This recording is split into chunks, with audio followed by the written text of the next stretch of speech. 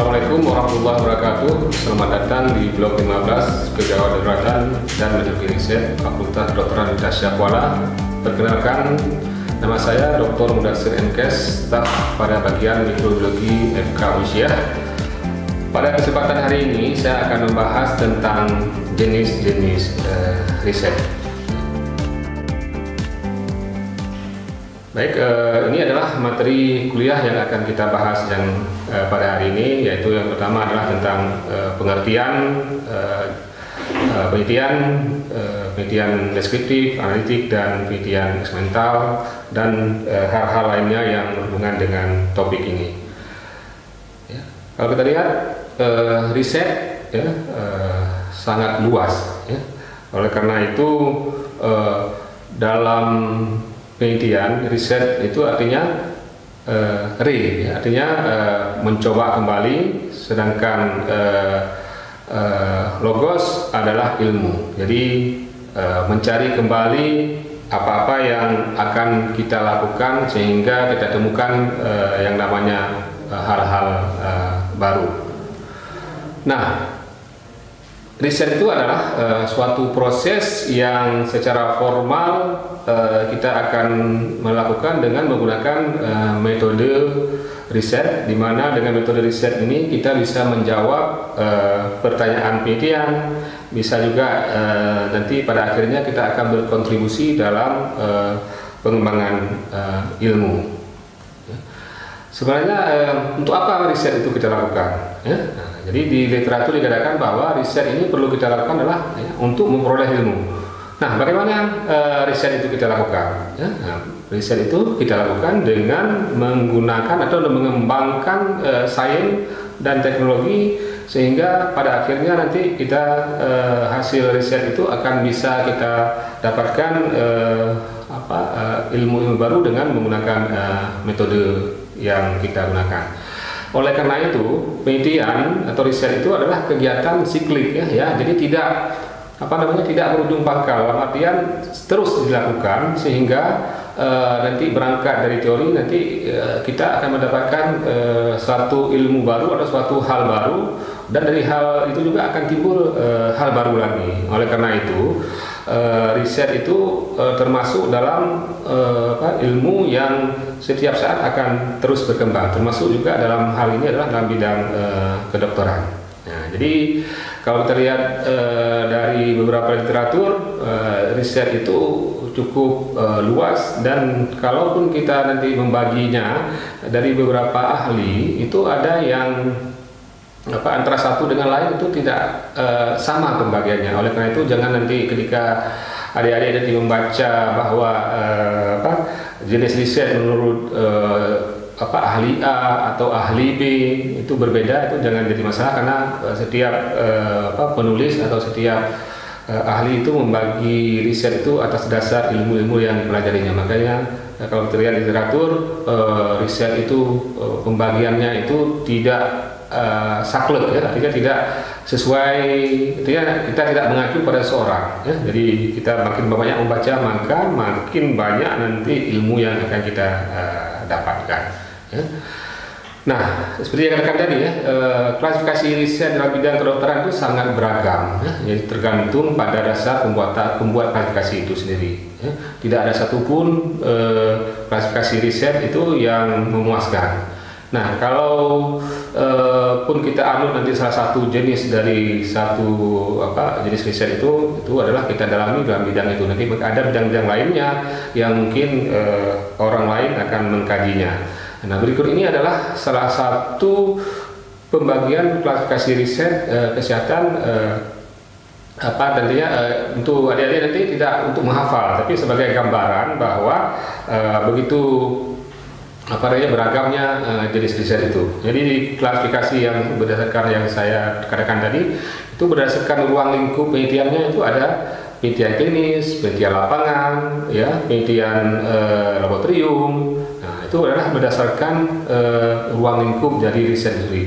Sedangkan berdasarkan nanti pembagian waktu, ada nanti penelitian transversal atau cross seksional, ya, yang sifatnya ada ke depan atau ke belakang atau prospektif atau retrospektif, juga ada juga yang kita kaji dalam waktu yang lama, misalnya sifatnya longitudinal, apakah prospektif ataupun retrospektif.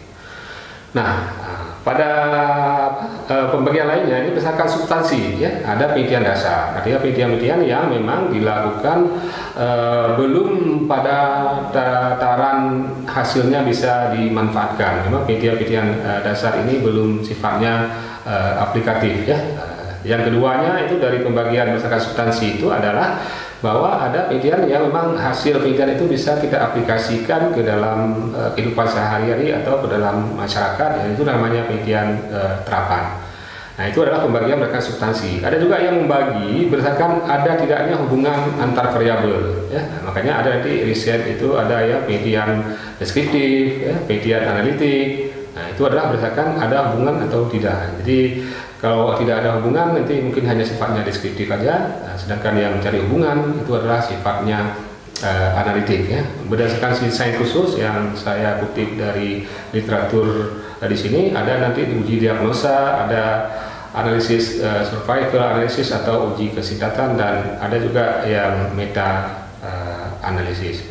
Nah, ini adalah gambaran bahwa desain riset itu cukup beragam. Jadi adik-adik nanti jangan sampai bingung melihat begitu luasnya gambaran dari suatu riset, ya. Jadi di sini ada yang pembagian, misalnya yang saya kutip sini ada pembagian naratif, ada fenomenologi, ini adalah penelitian yang sifatnya kualitatif, ada yang grounded teori, ini adalah penelitian yang sering digunakan dalam ilmu sosial, ada yang etnografi, ya, juga ada narrative study, ada yang deskriptif, sintesis dan sebagainya. Jadi kalau ada dilihat cukup beragam penggolongan riset menurut beberapa ahli. Nah, yang saya katakan tadi, nah pada hari ini, ya, kita juga di sini kita ciutkan, ya, walaupun nanti berbagai ahli katakanlah membagi riset itu berdasarkan dasar-dasar tertentu, substansi, adanya hubungan dan sebagainya. Pada hari ini kita akan melihat jenis-jenis riset atau jenis-jenis penelitian yang bisa kita lakukan, khususnya nanti bagi adik-adik dalam penyelesaian skripsi, ya. Jadi pendekatannya nanti bisa penelitian deskriptif, bisa analitik, bisa eksperimental. Nah, kita coba lihat nanti satu persatu dari jenis riset ini, ya. Yang pertama kita coba lihat riset penelitian deskriptif, ya. Jadi penelitian deskriptif, ya, adalah bertujuan untuk melakukan atau mengenal fenomena atau temuan baik yang berupa faktor risiko atau efek, ya. Nah, atau pada kata lain kita di sini hanya melihat satu variabel, ya. Jadi tidak ada menghubungkan dua variabel. Jadi suatu penelitian katakanlah eksperimental yang secara teori dikatakan tingkat keabsahannya lebih tinggi, tetap didahului oleh data-data deskriptif, tetap didahului oleh penelitian deskriptif. Tanpa ada prevalensi suatu penyakit, tanpa ada data katakanlah angka kejadian suatu kasus, maka penelitian analitik itu tak pernah dilakukan. Penelitian eksperimental tidak bisa dilakukan karena data-data dasar itu adalah dari penelitian deskriptif. Namun beberapa data-data deskriptif itu kalau kita lihat memang ada data-data itu sudah kita dapatkan, misalnya kalau adik-adik menyelesaikan skripsi nanti data-data angka prevalensi, angka kejadian suatu penyakit itu bisa sudah ada biasanya dalam laporan-laporan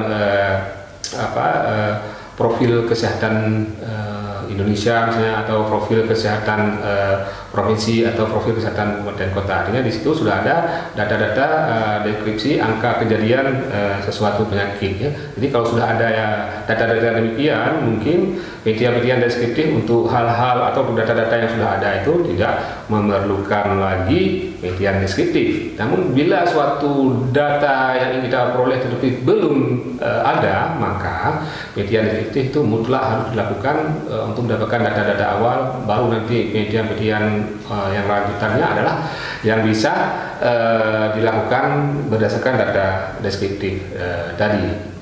Jadi penelitian deskriptif itu adalah memberikan gambaran secermat mungkin tentang individu, tentang keadaan, tentang gejala tertentu. Berapa angka frekuensi kejadian penyakit tersebut, berapa tingkat pengetahuan misalnya mahasiswa tentang COVID misalnya. Jadi itu tanpa menghubungkan dua variabel, maka data itu adalah data-data deskriptif atau penelitian itu sifatnya penelitian deskriptif. Ya. Nah, dalam epidemiologi, penelitian deskriptif ini akan menggambarkan distribusi tentang kesehatan, tentang misalnya kelompok umur, ciri, tempat, waktu, dan orang. Jadi itu dalam penelitian epidemiologi. Artinya penelitian deskriptif itu tetap harus dilakukan pada tataran awal. Kemudian ciri dari penelitian ini adalah tidak ada hipotesis ya. Nah, kalau kalau adik-adik nanti membaca beberapa literatur secara umum, kita tidak menemukan adanya hipotesis karena untuk membuktikan hipotesis itu harus ada dua variabel. Nah, di sini kita hanya melihat berapa angka kejadian COVID misalnya di kabupaten kota X misalnya. Nah, berarti dari data itu ya, kita hanya dapat sekian persen atau sekian banyak ya. Kemudian tidak ada kelompok pembanding, jadi hanya data-data sendiri aja, ya tidak ada kelompok pembanding. Misalnya kalau pada penelitian eksperimental ada kelompok, misalnya nanti ada kelompok perlakuan, ada kelompok kontrol sebagai pembanding untuk melihat sejauh mana akibat perlakuan pada penelitian eksperimental itu berpengaruh. Nah di sini juga tidak bisa mencari penyebab terjadinya masalah. Jadi hanya melihat berapa angka kejadian TB di Kabupaten X misalnya. Berapa angka kekambuhan misalnya TB setelah mendapat terapi DOT misalnya ya. Jadi hanya tadi ya tidak ada satu kelompok saja. Baik, yang kedua, jadi penelitian ini kita akan membahas tentang penelitian observasional. Ini adalah yang paling banyak kalau saya lihat dari mahasiswa atau kakak-kakak adik yang sudah menyelesaikan skripsi, sebagian besar adalah menggunakan penelitian observasional untuk penyelesaian skripsi. Ya. Jadi penelitian cross sectional ini atau penelitian observasional itu ada tiga. Ya. Nah, yang pertamanya adalah cross sectional. Jadi penelitian observasional itu ada tiga. Yang pertama adalah cross sectional atau sering disebut dengan penelitian potong lintang. Jadi sebagian besar mahasiswa-mahasiswa fakultas kedokteran kita untuk menyelesaikan skripsinya adalah menggunakan jenis penelitian ini, yaitu melakukan atau mengambil data pada satu waktu. Ya. Jadi penelitian ini adalah rancangan penelitian yang mengkaji dinamika atau korelasi atau asosiasi antara variabel independen dengan variabel dependen pada saat bersamaan atau sering juga disebut point time approach ya. Jadi pengamatannya sesaat. Jadi potret. Jadi pada saat pengambilan data itulah potretnya. Ya. Nah, jadi sekali ngambil sampel ya sudah selesai, tidak ada ulangan ya seperti pada penelitian eksperimental. Nah, jadi ini juga dapat merupakan suatu studi pendahuluan antara deskriptif dan dan analitik ya. Nah, kenapa? Karena dari data-data observasional nanti kita akan dapat juga data-data distribusi distribusi suatu penyakit misalnya. Nah, tujuan dari penelitian cross sectional tadi adalah untuk mengetahui permasalahan kesehatan masyarakat, misalnya surveillance kesehatan untuk memperoleh data dasar guna untuk menentukan kesehatan masyarakat dan membandingkan kesehatan masyarakat pada suatu kelompok. Yang kedua juga bisa bertujuan untuk mengetahui berapa angka prevalensi atau berbagai penyakit ya. Kemudian memperkirakan adanya hubungan sebab akibat. Ini adalah penelitian nanti karena dia sifatnya hubungan dua variabel, kita bisa mengetahui sejauh mana hubungan tersebut, dan kemudian terakhirlah memperoleh suatu hipotesis yang sifatnya spesifik ya. Ini adalah rancangannya secara epidemiologi. Nanti ini karena ini kuliah pengantar jenis-jenis riset, saya tidak akan menjelaskan secara detailnya karena nanti pada blok riset selanjutnya kita akan membahas lebih detail. Ini adalah keuntungan dari penelitian cross sectional. Kita tidak akan melihat satu persatu, nanti pada kuliah detailnya karena ini ada dua lagi sub dari penelitian observasional tadi yang akan kita bahas ya.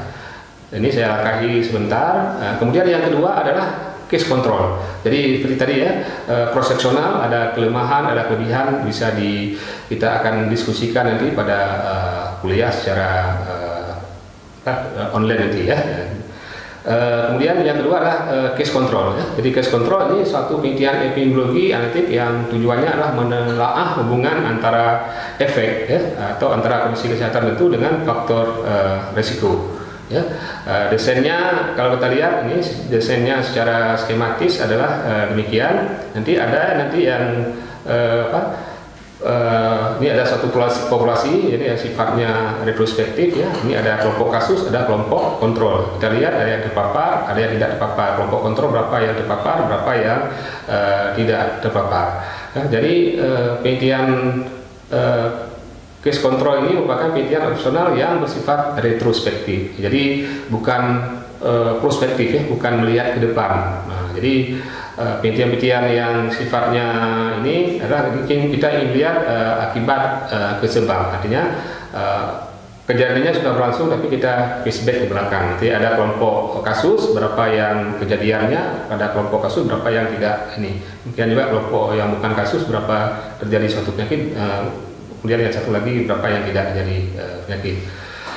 Nah, kelompok kontrol ini bisa dipergunakan untuk memperkuat ada atau tidaknya hubungan sebab akibat. Ya. Nah, kontrol yang terpanjang ini sama dengan kelompok yang kasus kita. Nah, keuntungan dari case control ini adalah sangat sesuai untuk penelitian yang sangat jarang. Ya. Jadi sering dalam penelitian epidemiologi case control ini digunakan untuk penelitian yang jarang, ya. Relatif lebih cepat dibandingkan dengan kohort ya, kemudian yang kekayaan lebih sedikit dan dapat digunakan sebagai penelitian pendahuluan untuk penyakit-penyakit yang belum diketahui. Ini kelemahannya bisa dibaca sendiri nanti pada slide yang kita upload di e-learning. Ya. Kemudian yang ketiga dari penelitian opsional adalah penelitian kohort. Ya. Penelitian kohort adalah penelitian opsional yang biasanya digunakan untuk menentukan pengaruh pejanan terhadap kejadian efek atau penyakit. Ya. Jenisnya, kalau terlihat lebih lanjut, ya, ini adik-adik ini jenis-jenis penelitian ini akan diperkuat lagi nanti pada kuliah yang di blog yang akan datang juga ada penelitian ini. Karena ini jenis penelitian ini adalah awalnya. Nah, jadi kita baru membahas secara detail. Ini jenisnya ada 3, ya, ada 4, kohort prospektif, dengan pembanding internal, dengan kelompok pembanding eksternal, seperti kohort retrospektif dan kohort nesting ya, yang diulang case study. Ya. Nah, desainnya seperti ini, ya. Ada populasi, nah, kemudian nanti ada kelompok terpapar. Kalau tadi yang kasus kontrol itu balik ke belakang, ini ke depan prospektif ya. Jadi prospektif. Jadi kelompok terpapar, ada yang sakit, ada yang tidak sakit, nanti ada yang kelompok terpapar, ada kelompok yang sakit. Jadi ini yang dibandingkan ke depan. Jadi beda sekali tadi dengan yang kasus kontrol tadi ya. Ini langkah-langkahnya mengungkap masalah sampai nanti ke hasil. Ini kelebihan dari penelitian ini adalah semua dari penelitian ada kelemahan dan ada kelebihan. Ini kekurangannya adalah memerlukan waktu yang lama. Nah, jadi kalau kohort ini juga sedikit jadi masalah juga kalau nanti banyak yang kasus-kasus itu yang drop out karena kita lihat ke depan karena suatu hal pindah alamat dan sebagainya, biasanya akan terjadi pasien atau kelompok yang kita lakukan itu yang drop out ya. Jadi oleh karena itu pada penelitian kohort biasanya kita akan menggunakan sampel yang lebih yang biasanya sekitar 10% untuk mengantisipasi nanti apabila ada responden atau kelompok pelakuan penelitian. Nah, yang ketiga dari jenis penelitian atau yang terakhir adalah penelitian eksperimental. Jadi penelitian eksperimental, ini kalau kita lihat dulu ya, ini ada studi analitik, ini ada eksperimental, ada yang observasional tadi, yang 3 tadi, ya, nah, 3 tadi. Kemudian yang eksperimental, ya, eksperimental ini jenis-jenisnya. Sebenarnya dari jenis-jenis penelitian ini pada beberapa ini itu ada dibagi 3. Kita lihat selanjutnya. Tapi sebelumnya apa beda eksperimental dengan observasional tadi yang 3 jenis pembagiannya? Ya? Jadi eksperimental ini kita lihat adalah respon, sedangkan pada observasional juga respon variabel. Tapi yang bedanya apa? Ini khusus untuk eksperimental itu ada namanya treatment, ya? Ada perlakuan pada salah satu kelompok penelitian kita. Itulah yang membedakan dia dengan penelitian-penelitian lainnya. Jadi ada kelompok perlakuan, ada nanti kelompok kontrol, ya, ada ulangan. Itu adalah 3 jenis prasyarat penelitian. Istilah nanti ada penelitian true eksperimental. Jadi penelitian eksperimental murni itu biasanya dilakukan laboratorium di mana faktor-faktor pengganggu, semua faktor bisa dikendalikan. Nah, itu penelitian eksperimental laboratorium. Jadi di sini pada penelitian eksperimental ini kita bisa menentukan penyebabnya, sedangkan pada penelitian observasional kita tidak bisa mengetahui penyebabnya, kecuali hanya hubungan saja atau pekat korelasinya.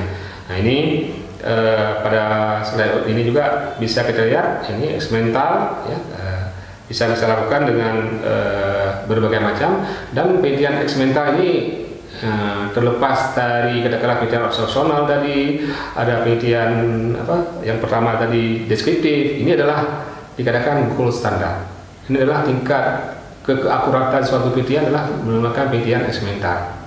Nah, jadi tetap secara literatur itu biasa digunakan, ini adalah untuk intervensi. Nanti ada penelitian jenis ini di dalam klinik itu ada RCT dan sebagainya.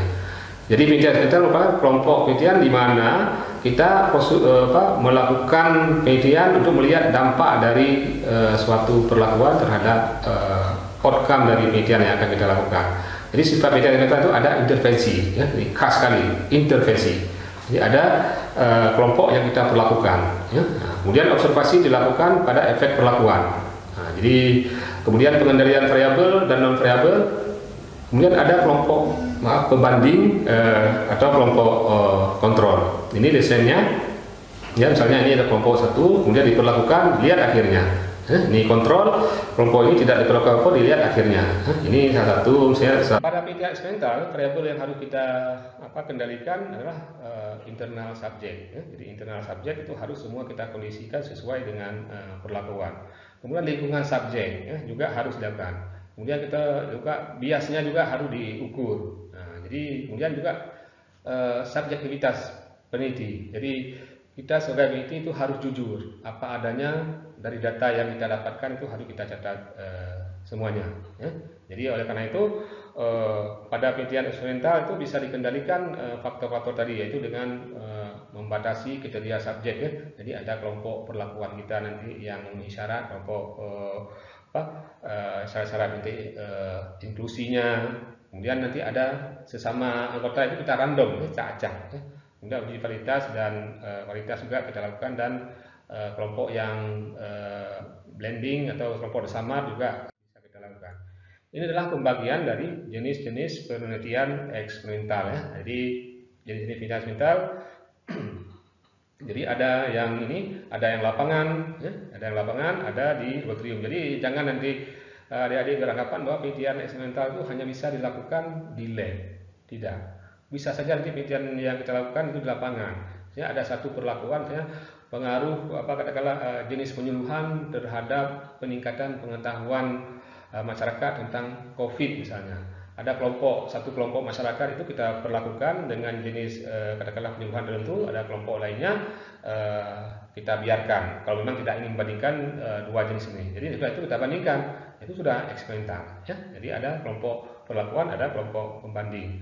Itu yang artinya yang eksperimen itu. Kemudian ada yang laboratorium. Nah, laboratorium inilah biasanya itu faktor-faktor, hampir semua faktor itu bisa dikendalikan. Banyak antara misalnya mahasiswa mengambil penelitian tentang misalnya di lab mikrologi meneliti tentang bahan-bahan alam, ekstrak tertentu terhadap daya hampat atau daya bunuh terhadap bakteri-bakteri tertentu, banyak dilakukan di lab mikrologi kita. Tapi pada semester ini karena kondisi COVID, hal-hal seperti ini sementara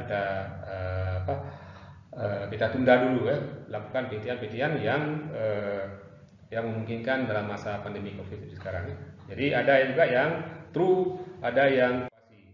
Nah, rancangannya ada yang maaf, ini yang pertama sebenarnya pre-eksperimental, maaf ini bukan kuasi, pre-eksperimental. Artinya pre-eksperimental itu penelitian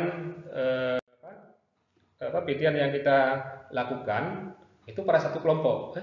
Jadi dalam penelitian eksperimental itu dikatakan bahwa penelitian pre-eksperimental adalah penelitian selemah-lemahnya penelitian eksperimental. Jadi ada satu kelompok kita perlakukan, kemudian di ujungnya diukur. Nah, itu sudah eksperimental, tapi pra-eksperimental. Kemudian yang kelompok kedua adalah yang apa true eksperimental, jadi yang penelitian murni ya kita lakukan di lab misalnya, ada kelompok kontrol, ada kelompok perlakuan, kemudian ada 3 yang tadi saya katakan, jadi ada kelompok yang intervensi ya, ada kelompok kontrol, kemudian ada satu lagi diulang, ada ulangan. Jadi 3 tadi ya, ada kelompok kontrol ya, ada kelompok perlakuan, ada ulangan. Itu adalah ciri dari penelitian eksperimental murni. Jadi kalau penelitian eksperimental murni, nanti mungkin bisa adik-adik beberapa yang kakak-kakak kalian untuk menyelesaikan skripsi banyak melakukan penelitian eksperimental itu, misalnya untuk melihat efek suatu, misalnya dilakukan penelitian pada mencit, pada hewan coba, atau pada yang di laboratorium, misalnya secara in vitro di laboratorium bisa juga. Kemudian yang ketiga adalah jenis penelitian eksperimental, yang ketiga adalah kuasi eksperimen ya. Nah, sebenarnya kalau kita urutkan, pertama pre-eksperimen, yang kedua kuasi, yang ketiga adalah eksperimental murni. Tapi kita lihat yang kedua atau yang ketiga pada yang kita ini adalah penelitian eksperimental semu. Artinya kuasi eksperimen ini biasanya kita lakukan pada kelompok masyarakat. Jadi karena nggak mungkin penelitian misalnya pada masyarakat atau pada siswa, nggak mungkin kita merubah kelas, atau pada masyarakat nggak mungkin misalnya kita ingin lihat tingkat pengetahuan masyarakat terhadap COVID. Misalnya kita tidak membolehkan misalnya masyarakat menonton TV, menggunakan media sosial, karena nggak mungkin itulah, maka itu faktor yang namanya yang kontrol yang kita gunakan pada penelitian itu tidak memungkinkan pada penelitian yang sifatnya demikian. Jadi oleh karena itu penelitian semu ini atau penelitian eksperimental semu ini biasanya dilakukan pada kelompok masyarakat. Tidak mungkin masyarakat kita isolasi pada suatu tempat supaya tidak kontak dengan dengan mass media, karena ingin kita ukur pengetahuan seseorang itu tanpa ada yang lain. Nah, jadi kalau itu kita lakukan, maka itu juga akan menjadi masalah dalam sisi etik. Jadi hak-hak seorang responden itu harus dipenuhi. Saya ulangi lagi bahwa penelitian eksperimental itu ada 3, yaitu pertama pre-eksperimental, ya. Yang kedua adalah kuasi eksperimental atau penelitian semu, dan yang ketiga adalah true eksperimental. Demikian kuliah kita pada hari ini. Untuk lebih jelasnya nanti juga kita akan kuliah atau materi ini juga akan upload pada e-learning Indonesia. Demikian, mudah-mudahan materi tentang kuliah jenis-jenis penelitian ini akan bantu adik-adik dalam memahami jenis-jenis penelitian. Demikian, insyaallah kita ketemu secara offline nanti apabila pandemi sudah berakhir. Mudah-mudahan bermanfaat. Assalamualaikum warahmatullahi wabarakatuh.